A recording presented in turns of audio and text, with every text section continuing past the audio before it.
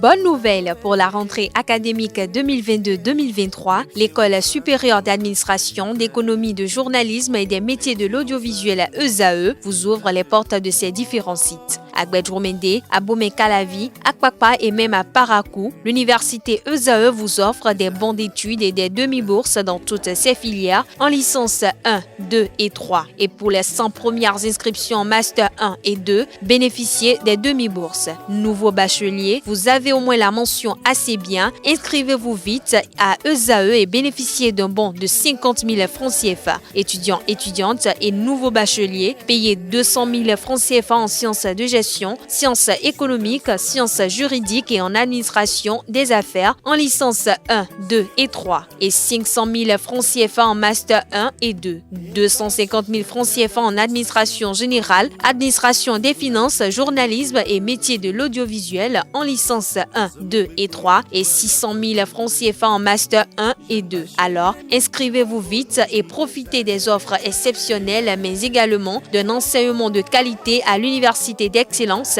ESAE. Infoline 90 93 65 21 ou le 98 98 14 00. ESAE, l'excellence à un nom.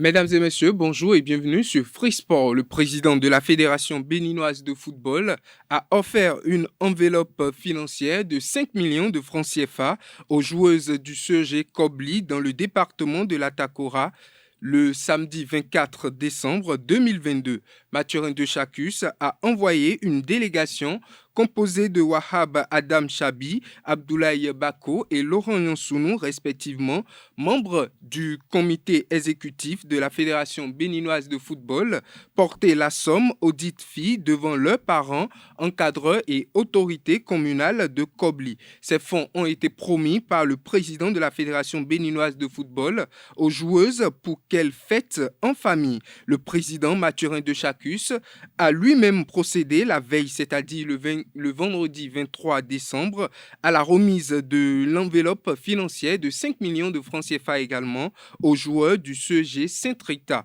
Rappelons que les joueurs ont reçu ces enveloppes en raison de leur exploit en Côte d'Ivoire lors du championnat scolaire africain UFOA Zone B. Parlons toujours football, dans le but de mieux se faire connaître, l'association BEST, dont l'objectif est de faciliter l'accès à l'éducation et à la santé aux enfants en milieu rural au Bénin, a organisé un match de gala le samedi 24 décembre 2022 pour les anciennes gloires du football. Des retrouvailles qui ont permis au public sportif qui s'est déplacé au stade général Mathieu Kérékou de Cotonou de revoir des légendes du football béninois tels que Espedi Dossougbete, Adolphe Ogouillon, Léon Benson, Moussa Latoundji et bien d'autres.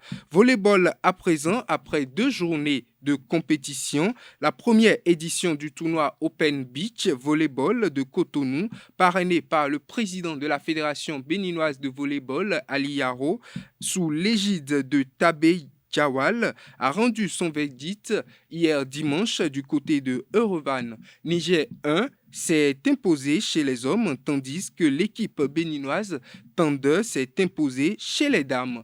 Et pour finir cette édition, préparation de la carrière d'un athlète, hygiène de vie de l'athlète, le dopage, la gestion de l'après-carrière, ce sont entre autres les points déclinés lors de la 2e édition du Forum des athlètes du Bénin. Cette rencontre d'échange, de découverte et d'accès à la connaissance organisée par le Comité national olympique et sportif béninois CNOSBEN a regroupé plus d'une 50aine d'athlètes délégués par les fédérations sportives nationales. Plusieurs experts sportifs nationaux, Achille Aïou, Gloria Koussi-Wede, Fernando Hessou, du mouvement sportif, pour ne citer que là, du mouvement sportif national, sont passés à tour de rôle à porter la connaissance aux participants. Mesdames et messieurs, c'est tout pour Free Sport.